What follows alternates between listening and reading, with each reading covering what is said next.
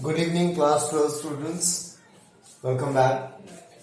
In this video also we'll continue with numericals of wave optics. So you have received a PDF named as numericals of wave optics. Open that PDF, go to page number 3 of the PDF, question number 9.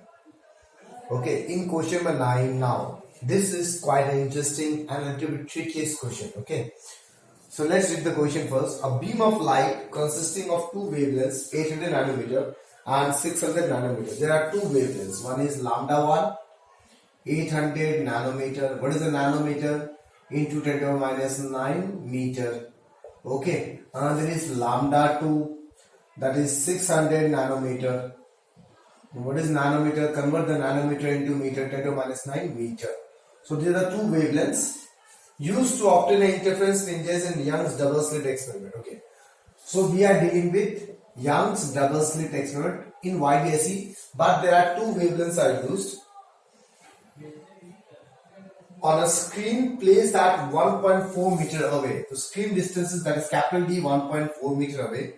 If the two slits are separated by 0.28 millimeter, the two slits, small d is 0.28 millimeter, that is 0.28 into 10 to the power minus 3 meter. That is small d. Calculate the least distance from the central maxima where the bright fringes of the two wavelengths coincide. Okay, the bright fringes of the two wavelengths coincide. What does that mean? See here. This is the screen. And for example, this is the two coherent slits. When this lambda 1 wavelength produces interference pattern, we will have some wavelengths, we will have some fringes, dark, bright band, central maxima, then dark, then bright, then dark, then bright, like this. When this lambda 2 is incident, again we will have some central maxima, then again dark, then bright, then dark, then bright. Okay, so we need to find the distance from the central maxima. Let at the point P, the bright bands of both the wavelengths coincide. Okay, so we need to find this distance. So find the least distance from the central bright maxima. Central bright maxima, center of the screen में form होता है, where the bright fringes of two wavelengths coincide. Now, in this question, something which is unknown is that find, we understand this is a point where both wavelengths bright fringes coincide. Now the question is, which bright fringe? B1 of both coincide or B2 of both coincide or B3 of both coincide? ये कैसे पता चलेगा? Okay, so before that, try to understand what is fringe width. Lambda capital D by D. This is the formula of fringe width, right? Now see, in fringe width formula, capital D by small d is same for both the wavelengths, because we are using the two wavelengths for the same YDAC kit, where small d is same for both the wavelengths, capital D is same for both the wavelengths, right? That means beta is proportional to lambda. इसका मतलब जिसका lambda बड़ा होगा उसका beta भी बड़ा होगा, right class? इतना समझ में आया कि नहीं आया ये बताओ पहले. ओके, जिसका lambda बड़ा होगा उसका beta बड़ा होगा. अब out of these two wavelengths, lambda 1 is greater than lambda 2. That means lambda 1, that is 800 nanometer का जो fringes बनेगा वो बड़ा बड़ा बनेगा और 600 nanometer का जो fringes बनेगा वो छोटा छोटा बनेगा. मतलब अगर मैं fringes को देखने का कोशिश करूं, this is central bright band. मान लो ये हो गया lambda 1 central maxima, dark 1, bright 1, again dark 2, bright 2. Okay, so this is अब सेम स्क्रीन में उसको मैं ऐसे करके दिखा रहा हूं, ठीक है ना. सेम स्क्रीन में दिस इज सेंटर मैक्सिमा, जब this is the fringe with pattern of lambda 1 light and lambda 2 light का छोटा बनेगा क्योंकि वेवलेंथ छोटा है फ्रिंजेस. तो ये हो गया dark 1, again bright 1, dark 1, bright 1, bright 2, dark 2, bright 2. So D1, B1, D2, B2, D3, B3. D4 B4, okay, D5 B5। अब देखो ध्यान से, हाँ, अब मुझे ये पता चला that fringes for the greater wavelength will be, for the larger wavelength will have a greater fringe width, for smaller wavelength will have smaller fringe width, okay. अब मुझे क्या पता करना है, मुझे पता करना है वो डिस्टेंस, लीस्ट डिस्टेंस, जहां पे दोनों का ब्राइट फ्रिंजेस कोइंसाइड करे। कौन सा ब्राइट फ्रिंज कोइंसाइड करेगा ये नहीं लिखा हुआ है, तो इसका एक थ्योरी है, तो किसका ब्राइट फ्रिंज किसके साथ कोइंसाइड करेगा। ऑफ कोर्स इतना मुझे समझना आ रहा है। फॉर एग्जांपल मैं बोलूं ये पॉइंट P जहां पे दोनों का ब्राइट फ्रिंज कोइंसाइड किया, ओके, तो इसका B1 B2 कोइंसाइड किया, तो इसका B5 कोइंसाइड किया। तो ऑलवेज बिगर का स्मॉलर नंबर और स्मॉलर का बिगर नंबर कोइंसाइड करता है।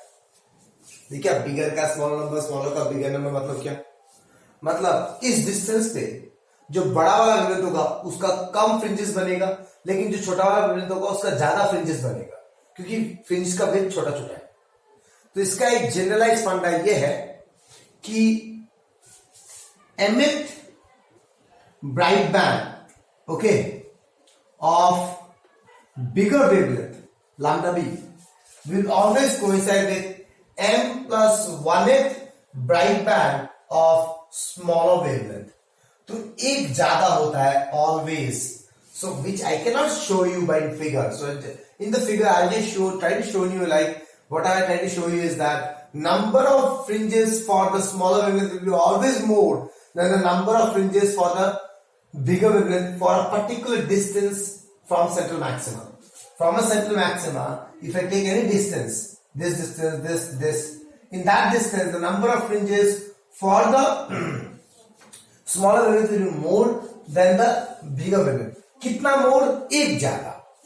तो अगर mth ब्राइट बैंड बिगर वेवलेंथ का कोइंसाइड कर रहा है किसी दूसरे ब्राइट बैंड के साथ स्मॉलर वेवलेंथ का, तो दूसरा ब्राइट बैंड होगा वो ठीक एक ज्यादा होगा, मतलब m+1 ब्राइट बैंड होगा। I am gonna use this criteria to solve this question, okay class. So this is my job. So this you need to understand कि कैसे होता है। दिस इज अ बेसिक फंडा which comes from derivation which you don't have in a syllabus। हम सिर्फ इसको theoretically समझने का कोशिश कर रहे हैं। तो तुम्हें ये समझना पड़ेगा कि ब्राइट बैंड का स्मॉलर वेवलेंथ का एक ज्यादा क्यों होता है, क्योंकि इसका फ्रिंज भी छोटा छोटा होता है, ओके। तो स्मॉलर वेवलेंथ का एक बैंड ज्यादा होगा, बिगर वेवलेंथ का एक बैंड छोटा होगा। तो अगर मैं यहां पे बोलूं m, अगर मैं बोलूं यहां पे m, तो यहां पे क्या होगा m-1। मैं बोलूं mth bright band of smaller wavelength, then एक कम होगा इधर m-1th bright band of smaller wavelength, bigger wavelength, okay. So few questions in the book they are solved like this: mth of bigger wavelength, m+1th of smaller wavelength. In few questions they are solved like this: mth of smaller wavelength, तो इससे कम होगा bigger wavelength का, m-1th of the bigger wavelength, okay. तो मुझे क्या करना है, bright bands का डिस्टेंस निकालना है। पहले y का वैल्यू चाहिए फॉर ब्राइट बैंड्स। तो पहले जनरलाइज फॉर्मूला निकालते हैं for bright bands. For bright bands,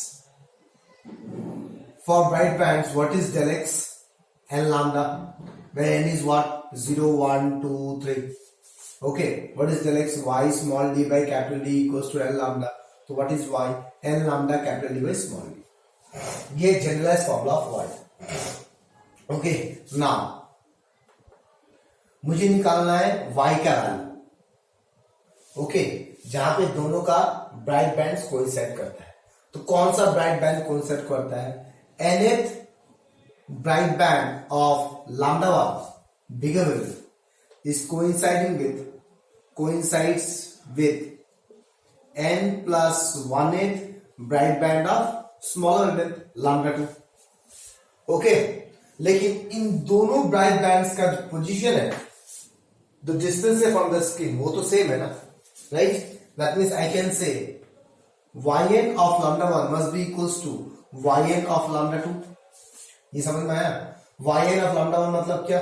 ये डिस्टेंस, और yn of lambda 2 मतलब क्या? यही डिस्टेंस, दोनों डिस्टेंस सेम होगा, ओके, क्योंकि इसी डिस्टेंस में nth ब्राइट बैंड लैम्डा 1 का n plus 1th bright band of lambda 2 coincide किया है, तो ज्यादा वाला कौन किसका होगा, स्मॉलर वेवलेंथ का होगा, तो दोनों का वैल्यू डाल दो। So n lambda 1 d by D equals to n plus 1 lambda 2 d by D. इसको सॉल्व कर लो, वहां से n का वैल्यू निकल जाएगा। I hope you understand what I'm trying to say you. Okay, so I'm rubbing these things. Please pause the video and note down these criteria.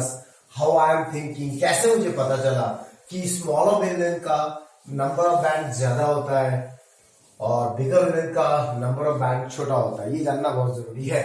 So let's calculate n into what is lambda 1, 800 10 to power minus 9, and n plus 1 into what is lambda 2, 600 10 to minus 9, तो minus 9 दो zero minus 9 दो zero कर जाएगा। So 8n minus 6n equals to 6, that is 2n equals to 6, that is n equals to 3. That means third bright band of the bigger wavelength and the fourth bright band of the smaller wavelength coincides with each other. Okay, यहाँ सब ये समझ में आ गया। So let me see the book whether the calculation is correct or wrong. What they're getting n in the book also they're getting n as 3. Okay, so third bright band. अब मुझे क्या पूछा, मुझे बोल रहा है what is the least distance. Therefore the least distance from central maxima, that is central bright band, या तो ये निकाल ले या तो ये निकाल ले, कोई भी निकाल ले, दोनों से नहीं होगा, तो मैं निकाल रहा हूं y3 of lambda 1, that is 3 lambda 1 capital D by D. Okay, या तो तुम y3 of lambda 2 निकाल लो, y4 of lambda 2 निकाल लो। ओके, ये समझ में, ये तो मैंने थोड़ा सा गलती किया है, यहाँ पे y of n plus 1 होगा of lambda 2। Okay, because n plus 1 is brand होगा ना, तो n की जगह n plus 1 है, तो या तो y3 निकाल ले lambda 1 का, या तो y4 निकाल ले। ओके, क्योंकि स्मॉलेस्ट वेवलेंथ का फोर्थ ब्राइट बैंड फॉर्म हो रहा था उधर, तो यहाँ पे या तो ये निकाल लो या तो y4 of lambda 2 निकाल लो, that is 4 lambda 2 capital D by D. Substitute all the values, you will get the answer. Okay, so this is the question which is quite actually a wonder of the world if you face first time in examination. Now let's go to the questions of diffraction. Okay class, the next question is page number 7, question number 28. A slit of width D is illuminated by the monochromatic light of wavelength 700 nanometer. So wavelength is given to you 700 nanometer, that is 700 into 10 to the minus 9 meter. Okay, calculate the value of D for position of first minima at an angle of diffraction of 30 degree. So it's already given diffraction. अगर diffraction नहीं भी लिखा होता, so here we are talking about of a slit whose width is given to you. So try to understand the difference between them. This is the interference slit where the distance between the slit is given to you, and this is the diffraction where the width of the slit is given to you. Sometimes this is called as double slit, this is called as single slit. So there are different words which help us to identify whether it's an interference pattern or interference question or a diffraction question. So interference basically we are dealing with the double slits, and diffraction we are dealing with the single slit. Interference we are dealing with the distance between the slits. Diffraction we are dealing with the width of the slits. So यहाँ पे और चीज दिया हुआ है the slit of width D, the slit का width दिया हुआ है D, तो it is a diffraction pattern. तो अगर diffraction नहीं भी दिया रहता तब भी हम करते। ओके, तो इस क्वेश्चन में try to understand nicely what I'm trying to say. Let's make a figure to make the things more nicely. तो diffraction pattern होता कैसा है? diffraction pattern ऐसा होता है, ओके, थोड़ा बड़ा फिर धीरे धीरे घटेगा। Now what they say, find minimum, first minima at an angle of diffraction 30 degree. This is the first minima. This angle of diffraction is given to you 30 degree. So for what value of D, D का value कितना होना चाहिए कि first minima angle of diffraction 30 degree में form करे। Okay, तो first minima का condition क्या होता है, क्या क्या चीज पता रखना है आपको डिफ्रैक्शन पैटर्न में। तो मैं डिफ्रैक्शन पैटर्न में याद, जनरलाइज पाथ डिफरेंस फॉर्मूला होता है d sin theta, which we studied in notes as a sin theta, क्योंकि तब मेरा स्लिट का विड्थ a था। अब मुझे क्वेश्चन में डी दिया हुआ है तो मैं डी ए साइन थीटा रहेगा, डी साइन थीटा यूज करूंगा। और एक मुझे पता होना चाहिए this is equals to L lambda for minimas. Bright band का जो इंटरफेरेंस में ब्राइट बैंड का कंडीशन है, यहाँ पे वो मिनिमा का कंडीशन है। यहाँ पे एन का वैल्यू स्टार्ट होता है 1 2 3, 0 से स्टार्ट नहीं होता है। और for dark bands for secondary maximas 2n+1 that is called secondary maximas. Secondary maximas मतलब क्या, सेंट्रल मैक्सिमा को छोड़ के बाकी सबको मैं सेकेंडरी मैक्सिमस बोलता हूँ, right. This is the job, so we will use this condition. So here we are dealing with the first minima. So for minimas what is del x? Del x is L lambda where n is 1 2 3 and in generalized version it is d sin theta equals to L lambda. Okay, clear? Now for we are dealing with the first minima, that means what is d? D is L lambda by sin theta. तो यहाँ पर conditions डाल दो for n equals to 1 first minima, because here we are dealing with the first minima. तो d कितना हो जाएगा 1 into lambda 700 into 10 to the power minus 9 divided by sin 30. What is sin 30? Half. तो ये ऊपर चला जाएगा, that is 1400 into 10 to the power minus 9, that is 14 into 10 to the power, or we can say 1400 nanometer. Okay, or we can say 140. 1400 nanometer is the answer. 1400 nanometer is the small d. I hope you understand class what you're dealing with. Okay. Now next question number 2. First maxima at an angle of diffraction of 30 degree. Now what is this first maxima? This is called central maxima. If they say first maxima, that means I'm talking about this secondary maximas. Because central maxima तो यही form होगा ना, तो central ने लिखा है मतलब we are talking about secondary maximas. तो for secondary maxima what is the formula? Del x equals to क्या हो जाएगा 2n+1 lambda by 2। Okay, where n equals to again 1 2 3, 1 डालूंगा तो फर्स्ट सेकेंडरी मैक्सिमा आएगा, 2 डालूंगा तो सेकेंडरी मैक्सिमा आएगा। सो यहाँ we are talking about first maxima. So again here equals d sin theta equals to 2n+1 lambda by 2 हो गया। तो यहाँ पे फिर कंडीशंस डालो for first maxima n equals to 1 डालो, तो d sin एंगल कितने में फॉर्म हो रहा है 30 डिग्री में, 2 1 2 plus 1 3 lambda by 2। What is sin 30? Half equals to 3 lambda by 2। तो ये 2 2 कट गया, तो what is d? 3 into wavelength। What is wavelength? 21, so 2100 nanometer is the answer. Okay class, so this is the most simplest question why I did to explain you how to go for diffraction questions. So diffraction questions में आपको सिर्फ इतना ध्यान रखना है, as well as तुम्हें width of central maxima याद रखना पड़ेगा, width of central maxima। तो ये कैसे निकालते हैं मैंने नोट्स में पढ़ाया हुआ है। थीटा 1 निकालो, theta equals length of arc by radius डाल दो, वहां से याद आएगा। So these are things we require to do the questions of diffraction pattern. Let's go for the next question. Okay class, the next question is page number 8, question number 31। Two wavelengths of sodium light 590 nanometer and 596 nanometer. So again we are dealing with the two wavelengths lambda 1. So lambda 1 is how much? 590 nanometer, 592 10 to the minus 9 meter, and next wavelength is lambda 2 596 nanometer, that is 596 10 to the power minus 9 meter. Okay, okay, are used in turn to study the diffraction taking place at a single slit. At a single slit of aperture. Aperture means what? A. Size of the slit. 10 to the minus 6 meter. That is width of the slit, that aperture. And the distance between the slit and the screen is 1.5 meter. So this is the diffraction pattern. This is the aperture A, and this is the screen, and the distance between the screen and the slit is D. So this is given to you. It is 1.5 meter. Calculate the separation between the position of first maxima of the diffraction pattern obtained in two cases. Position of first maxima, दोनों case का अलग अलग बनेगा। तो एक बार मैं lambda 1 भेजूंगा तब कुछ फर्स्ट मैक्सिमा का पोजीशन होगा, फिर लैम्डा 2 भेजूंगा तब कुछ फर्स्ट मैक्सिमा बनेगा। उन दोनों के फर्स्ट मैक्सिमा के बीच का डिस्टेंस पूछा गया है, राइट। अब try to understand first maxima कैसे बनेगा। तो फर्स्ट मैक्सिमा किसका बड़ा बनेगा किसका छोटा बनेगा ये कैसे पता चलेगा, उसके लिए तुम्हें विड्थ ऑफ, जैसे मैं what I am trying to say is that, मान लो ये हो गया सेंटर ऑफ द स्क्रीन, तो ये एक बना डिफ्रैक्शन पैटर्न, ठीक है ना, और मान लो दूसरा बना ऐसा,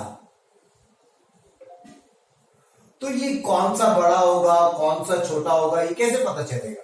तो उसके लिए विड्थ ऑफ सेंट्रल मैक्सिमा पता करना पड़ेगा। तो विड्थ ऑफ सेंट्रल मैक्सिमा बड़ा है कि छोटा है ये पता करना पड़ेगा पहले। तो विड्थ ऑफ सेंट्रल मैक्सिमा निकालते कैसे है, तो फटाफट निकाल लेंगे, ज्यादा टाइम नहीं लगेगा। अगर तुम्हें मकअप किया हुआ है तुमने expression width of central maxima का, then also it's good, okay, that is also okay. मैं क्या करूंगा, मुझे पता है d sine theta equals to 1 lambda होता है फर्स्ट मिनिमा का। यहां से थीटा कितना आ गया lambda by d. We know theta equals to length of arc by radius, this is y. तो what is y, theta into d, that is lambda capital D by d. So width of, तो width क्या होगा, ये width किस पे depend कर रहा है, लैम्डा पे डिपेंड कर रहा है। तो जिसका वैल्यू बड़ा होगा उसका सेंट्रल मैक्सिमा भी बड़ा होगा, इतना मुझे कंफर्म हो गया। ओके, तो देखते हैं जरा इस लैम्डा 1 बड़ा है कि लैम्डा 2 बड़ा है। एक 590 एक 596 है। ओके, तो 596 बड़ा है, right. 596 is bigger in wavelength, हाँ वही है। ओके, तो 596 का जो पैटर्न होगा उसका सेंट्रल मैक्सिमा बड़ा होगा। तो मान लो ये हो गया सेंट्रल मैक्सिमा 596 का, ठीक है क्लास, ऐसे करके ये हो गया।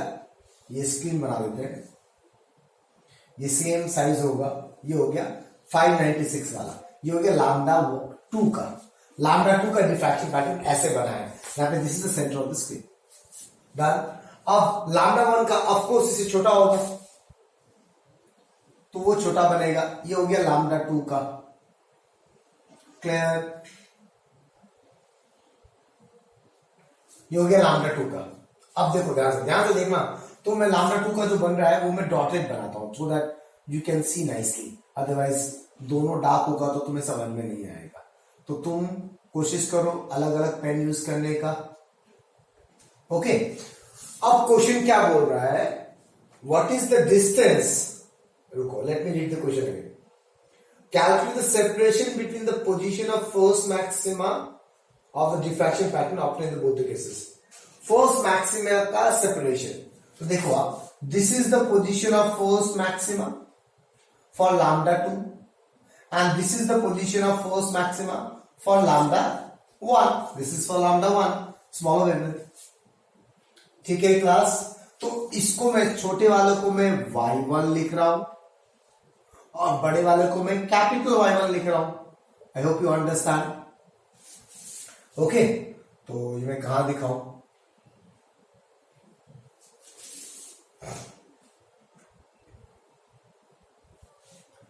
तो इसको मैं y1 लिख रहा हूं और इसको मैं कैपिटल Y1 लिख रहा हूं, ठीक है, कैपिटल Y1, ओके, मतलब बड़े वेवलेंथ का position, okay. You can take it as small y और कैपिटल Y बोथ, ठीक है, small y and capital Y। तो इनके बीच का जो सेपरेशन है वो पता करना है मेरे को। तो अब कौन सा बड़ा है, डिस्टेंस कौन सा बड़ा है, ऑफ कोर्स लैम्डा 2 का डिस्टेंस बड़ा होगा क्योंकि उसका सेंट्रल मैक्सिमास बड़ा है, ओके। तो तुम्हें ये डिस्टेंस निकालना है। तो ये डिस्टेंस किसका है, ये डिस्टेंस किसका है, मैक्सिमास का। ये डिस्टेंस कितना है, मैक्सिमा का है। तो मैक्सिमा का कंडीशन पता करते हैं पहला। So for secondary maximas, for secondary maxima del x is equals to 2n plus 1 lambda by 2 where n equals to 1 2 3 1 डालूंगा तो फर्स्ट सेकेंडरी मैक्सिमा आएगा, 2 डालूंगा तो सेकेंडरी मैक्सिमा आएगा। We are talking here which type of secondary maxima, first maxima, okay.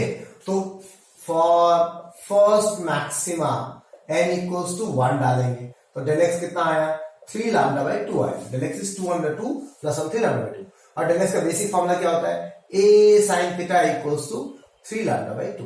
अभी तक मैंने जितने क्वेश्चन किए थे उसमें थीटा का वैल्यू दिया हुआ था। ओके, अब मुझे थीटा का वैल्यू नहीं दिया हुआ। ये थीटा कौन सा थीटा, इसके लिए ये वाला थीटा, मान लो ये वाला थीटा, और इसके लिए ये वाला, जिसको मैं फाई एंगल नाम दे रहा हूं। ओके, और बेटा you can take theta 2 and theta 1। ये लैम्डा 2 के लिए है तो ये थीटा 2, ये लैम्डा 1 के लिए है तो इसका जो सॉरी ये है लैम्डा 1 के लिए, तो ये हो गया छोटा एंगल थीटा 1। ये वाला ये है ना डॉटेड लाइन ना, ये है ना, इसका मैक्सिमा है ना यहाँ पे, ये थीटा 1, और ये वाला बिगर वाला का लाम थीटा 2 ले लेते हैं। ठीक है क्लास, तो ये दोनों एंगल्स बन रहे हैं, तो मुझे ये डिस्टेंस निकालने के लिए मुझे एंगल निकालना पड़ेगा, then only I can calculate this distance. Theta equals to length of arc by radius, इसलिए मैंने पहले भी एंगल निकाला। ठीक है ना, so in generalised version since theta is small so sin theta is similar to theta, तो theta का वैल्यू कितना आ रहा है 3 lambda 2 by a। Okay, 3 lambda 2 by a done. अब यहां से मैं ये डिस्टेंसेस निकालूंगा। So for lambda 1, this is the lambda 1, theta 1 will be equals to 3 lambda 1 by 2a, and for lambda 2 theta 2 equals to 3 lambda 2 by 2a। Okay, ये दोनों का same है, हो गया। लेकिन मुझे थीटा 1 थीटा 2 नहीं चाहिए, मुझे क्या y1 y2 चाहिए। I can say theta 1 equals to length of arc, theta 1 equals to length of arc by radius capital D, यहां से स्मॉल y कितना हो गया theta 1 into D, that is 3 lambda 1 capital D by 2a। ये theta 1 value डाल दिया। Similarly I can calculate theta 2 equals to, इस time में देखो theta 2 equals to capital Y by D, so capital Y by D, तो capital Y कितना आ रहा है थीटा 2 इंटू डी, तो थीटा 2 कितना हो जाएगा 3 lambda 2 capital D by 2a, this is capital Y। ये दोनों डिस्टेंसेस निकल गया, but in the question they asking what is separation between the first bright bands. Okay, तो सेपरेशन कितना होगा दोनों ब्राइट बैंड्स के बीच का, वो सेपरेशन को मैं x ले रहा हूं। Therefore what is the separation, separation between the first maximas x will be equal to capital Y minus small y। तो ये रहा कैपिटल Y, ये रहा स्मॉल y, दोनों बहुत कुछ कॉमन है, 3 capital D by 2a common, lambda 2 minus lambda 1, बस कैलकुलेट कर लो, आंसर आ जाएगा आपका। ओके, तो ये वैल्यू सब डालना, आंसर आ जाएगा 4.5 millimetre will be the answer, that is the separation. Now see, before doing this question what are the different things I have considered. मैंने सोचा पहले कि किसका फ्रिंजेस बड़ा होगा, किसका फ्रिंजेस छोटा होगा। उसके लिए मैंने कैसे पता किया कि किसका सेंट्रल मैक्सिमा बड़ा होगा, तो सेंट्रल मैक्सिमा मैंने देखा, तो मैंने रब कर दिया। अभी मैंने देखा कि सेंट्रल मैक्सिमा डिपेंड करता है लैम्डा पे, वहां से मुझे पता चला जिसका वेवलेंथ बड़ा होगा, लैम्डा 2 बड़ा है तो लैम्डा 2 का बड़ा बड़ा फ्रिंजेस बनेगा, तो लैम्डा 2 का छोटा छोटा फ्रिंजेस बनेगा। ओके, कब तक बनाना है, एक सेंट्रल से central maxima first maxima, because we asking about first maxima. अगर we were asked of third maxima तो मैं 3 मैक्सिमा बना रहा है यहाँ पे। ओके, दोनों का देखो, बिगर का भी फर्स्ट मैक्सिमा है, स्मॉलर का भी फर्स्ट मैक्सिमा, ये डॉटेड लाइन है। अब बोल रहा है इनके जो फर्स्ट मैक्सिमा स्क्रीन में फॉर्म हुआ है, इसका फर्स्ट मैक्सिमा यहां पे फॉर्म हुआ है तो ये डिस्टेंस है, इसका फर्स्ट मैक्सिमा यहां पे फॉर्म है, ये डिस्टेंस है, इनके बीच का सेपरेशन चाहिए, तो मुझे ये डिस्टेंस चाहिए। ये डिस्टेंस निकालने के लिए मुझे एंगल चाहिए, क्योंकि डिफ्रैक्शन में पहले मैं एंगल निकाल सकता हूं। ओके, इसलिए मैंने एंगल निकाला, फिर इसको डिस्टेंस में कन्वर्ट किया, फिर माइनस कर दिया, we got the answer. Okay, now next question is the last question where the question is a combination of interference and diffraction both. The question is not there in the PDF. Okay, मुझे वो question करवाना है. Let me search the question. If I get it, fine. But if I don't get the question, I will tell you how to do in generalized version. Okay. Okay, class. This question, which is a mixture of interference and diffraction both, is already there in the PDF. Okay. So we are doing the same question. Page number 3, question number 10. It's a very interesting question. Maximum times asked in the examination. Page number 3, question number 10. Two slits are made 1 millimeter apart. So there are two slits. So distance between the two slits. ये source slit हो गया, ये हो गया screen, तो ये हो गया two slits, ये हो गया small d, ये हो गया capital D, okay, so two slits का डिस्टेंस दिया है 1 मिलीमीटर apart, that is 10 to the power minus 3 metre, and the screen is placed 1 meter away, so capital D is 1 meter away. What is the fringe separation when a blue green light of wavelength 500 nanometer, that is 500 into 10 to the power minus 9 meter is used? Fringe separation, what is the meaning of fringe separation? Beta. Simple question, beta value निकालना है, distance between two fringes. So beta value मुझे पता है lambda D by D होता है, substitute all the value will get the answer. Okay, तो ये question बड़ा बात नहीं है, तो इसका आंसर आएगा 0.5 millimeter. I am not doing this question to solve to teach you how to find beta. The question is strong in the next part. What should be the width of each slit? तो मान लो ये width, each slit का width है A. इस slit का width जो है वो A है. What should be the width of each slit to obtain 10 maximum of double slit pattern within the central maximum of single slit pattern? ये क्या है भाई, ये क्या बोल रहा है लोग, ये चीज को समझो अच्छे से. पहले हम फिगर में समझेंगे, बार बार देखते एक फिगर में काम में समझ में आता तो अच्छा बात है, नहीं समझ में आता है तो हम दोबारा करेंगे. Try to understand. मैं पहले दो फिगर बनाता हूं, एक सिंगल स्लिट का, एक डबल स्लिट का कंडीशन. ये हो गया डबल स्लिट का कहानी. तो डबल स्लिट में जो पैटर्न बनता है वो ऐसा बनता है, इंटरफेरेंस पैटर्न ऐसा, सारा हाइट सबका इंटेंसिटी सेम होता है. This is the interference pattern, right.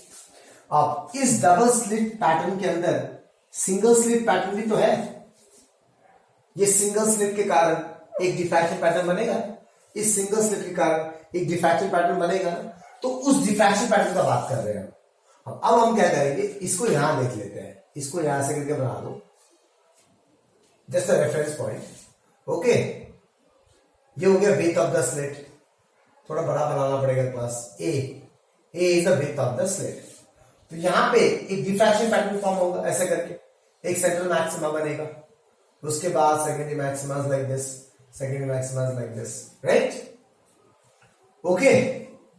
तो अब क्वेश्चन बोल रहा है ये जो स्लिट्स है S1, S2 और यहां पे S1, इस स्लिट्स का जो विड्थ कितना होना चाहिए ताकि इस सेंट्रल मैक्सिमा के अंदर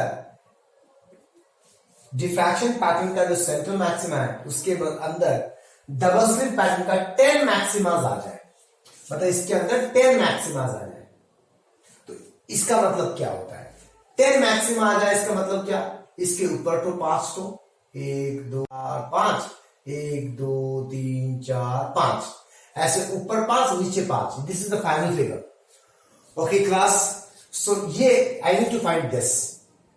what is the slit with such that within the central maxima of single slit pattern, that is diffraction pattern, 10 maxima of double slit pattern, that is interface pattern accompanied, इसके अंदर आ जाए. This is the story. ठीक है ना. अब ये कैसे करूं, तो ये क्या होगा, तो ध्यान से देखो. अगर मैं ये डिस्टेंस निकालू, ये डिस्टेंस निकालू, ये डिस्टेंस अगर मैं दो तरीके से निकालू, एक डिफ्रैक्शन पैटर्न का कॉन्सेप्ट लगा के डिस्टेंस निकालता हूं, एक इंटरफेरेंस पैटर्न का कॉन्सेप्ट लगा के डिस्टेंस निकालता हूं. दोनों का डिस्टेंस का वैल्यू इक्वल होना चाहिए ना. ओके, एक इंटरफेरेंस पैटर्न का कॉन्सेप्ट यूज करके डिस्टेंस निकालूंगा, एक डिफ्रैक्शन पैटर्न का कॉन्सेप्ट यूज करके डिस्टेंस निकालूंगा. दोनों का डिस्टेंस निकालेगा, दोनों को इक्वल कर दूंगा. अगर दोनों इक्वल हो गया then only I can say कि टोटल इसके अंदर आ रहा है. या तो हम टोटल डिस्टेंस निकालेंगे, विड्थ ऑफ सेंट्रल मैक्सिमा निकाल लेंगे, और total width of central maxima के अंदर 10 मैक्सिमा आना चाहिए, किसका, इंटरफेरेंस पैटर्न का. तो 10 मैक्सिमा का डिस्टेंस निकाल लेंगे.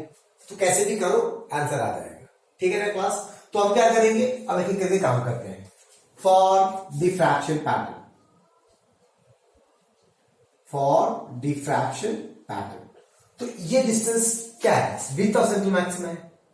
तो उसके लिए मुझे क्या करना पड़ेगा, पहले मुझे ओके ये थीटा निकालना पड़ेगा, ये थीटा निकालना पड़ेगा, थीटा 1.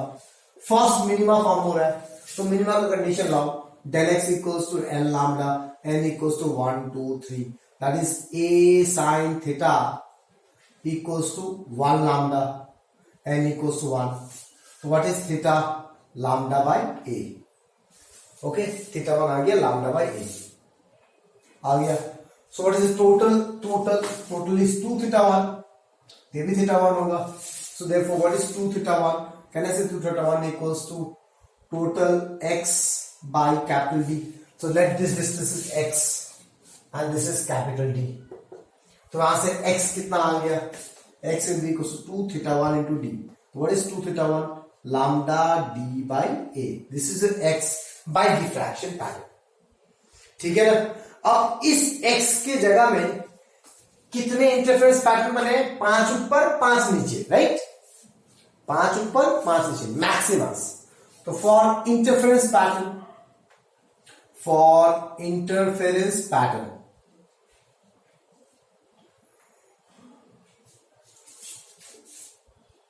फॉर मिनिमास, मिनिमा लिया. देखिए इंटरफेरेंस पैटर्न का हमें कौन सा लेना है? यहां से ऊपर में कौन सा ब्राइट बैंड होना चाहिए?